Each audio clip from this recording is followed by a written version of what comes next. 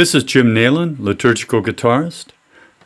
I'm going to do lesson 2 today in chord melody exercises with slurs. So we've talked about slurs back when we talked about trill exercises, and now we're going to play them. We have ascending slurs, which we call hammer-ons in the folk guitar realm. And we have descending slurs, which we call pull-offs. So anyway, exercise 1 here.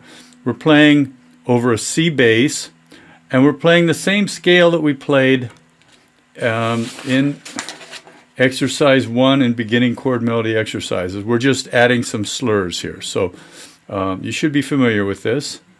Here we go. Hammer on. Now the second string, open, hammer on with your first finger, and then the next measure, bass, and play the little finger on the third fret of the second string, and then the open first string, and hammer on with your first finger. And again, if you keep space here in between the fingerboard and your palm, it's easier to make those hammer-ons. If your palm's right up against there, you can't even do that. Hardly can't do that hammer-on. You got to move your palm away. So that's a real good justification for keeping some space here rather than gripping that hand tight. That's a no-no. Okay, so where were we? Let's start again. First measure, second measure, little finger, and we repeat that, little finger on the third fret, first string. Pull off there of the first finger, little finger on the third fret of the second string, and then a pull off of your first finger. And if when you pull off, if you're making noise on the first string, you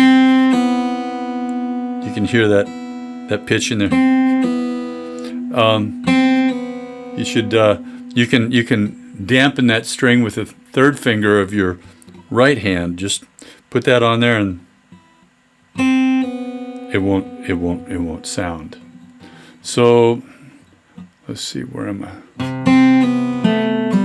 And then the last hammer on in that, or pull off in that fourth measure, is just second finger on the third string, second fret. So one more time from the top.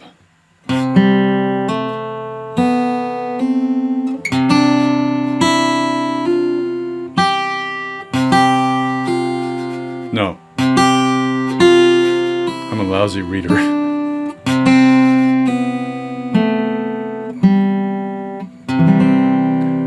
Exercise 2, same scale we did before in beginning chord exercises, but with some hammer-ons and pull-offs. So starting again here, we're on a G chord now. We're keeping our third finger on the third fret of the sixth string through the whole thing, and keeping it down so it rings through the whole measure. Hammer on with the second finger on the second fret of the first string, then open second string, hammer on with your first finger. Next measure, little fingers down on the third fret of the second string. That's kind of a tricky hammer on there. Even with space, because you bring your by the time your first finger's playing this, it kind of does bring your hand close to the fret. There's not a lot of room to get that little finger up real high, but you can get some sound out of that. So that second measure again would be, and then coming back, third measure, pull off, pulling off on the little finger to the first finger, and then last measure would be open second string,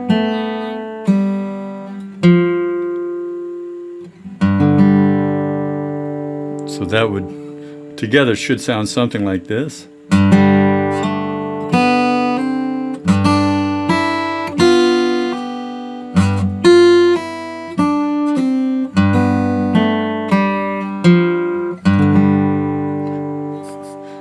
Third exercise. Now this is different. Has the bass on the second fret of the fifth string, so the note B here, which is the third in a G chord.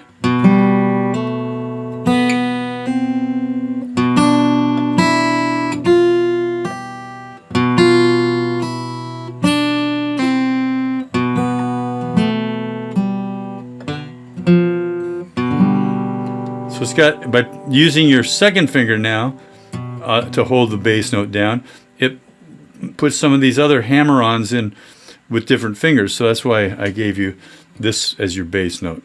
Again, from the start of measure of exercise 3, open third string, hammer on with your third finger, then open second string, hammer on with the first, and then you play the little finger on the second string, open first string, first finger, and then hammer on with your fourth finger on the third fret, and then the third measure there, you're going to first finger and then pull that off, and then little finger down on the third fret of the second string, pull that off, and you can dampen that first string real easy with your, if you need to,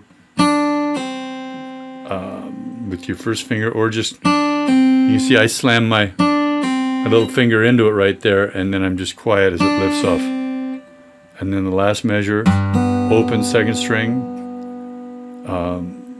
third finger plays the second fret of the third string, lift that off, and then the little finger plays the third fret of the fourth string. So those are some things to practice. And then I give you a little ditty here called Jim's Jump I wrote years ago. It's as an exercise. So it sounds like this, played slow. And notice the fingering here. Right hand fingering, I'm pretty much playing my M finger on the second string, my A finger whenever I'm on the first string, I finger when I'm on the third string. So this is pretty much how I play most things anymore. Ready, play.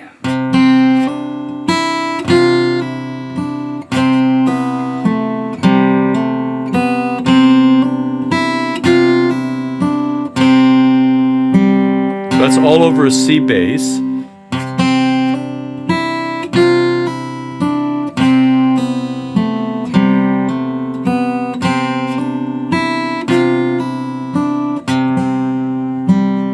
Now it goes over to the B in the bass, which is the second fret of the fifth string. Back to the C, bass, and back to the B in the bass, back to the C, and then back up, and then now you go back up to the top. So it says D, C, L, Fine. So these things that say Fine and D, C, L, Fine, that's music jargon or talk. Fine tells you that's the end of the piece. That's where you finally stop. But the piece, starting at the beginning, you go through the first line there, 4 measures, you get a repeat symbol. So it tells you go back to the start and play it again. Second time you get to the repeat, you go on, because this piece isn't over yet. So you go on. You don't take the Fine thing. You go into the very last line here, the 4th line on that page. You go through that one time and you get to a D, C, L, Fine. Now, the DC means del capo, means go back to the head or the top and then play to Fine. So go to the top and then until Fine. So now you go back to the start of the piece and you play that line one more time. When you get to Fine, you don't take the repeat that time. So that's how to follow those kind of musical commands. So the whole thing through would sound something like this.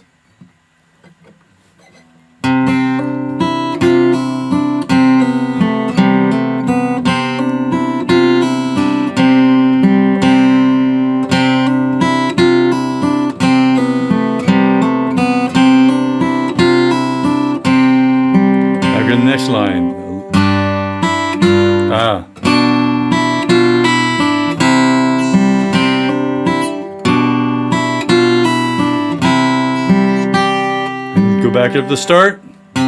Play to Fine.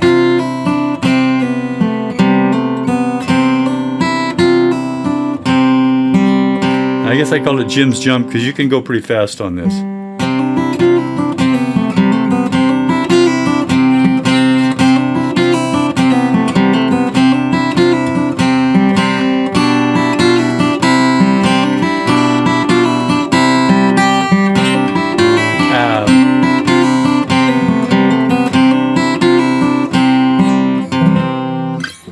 Anyway, that's all I have in this lesson.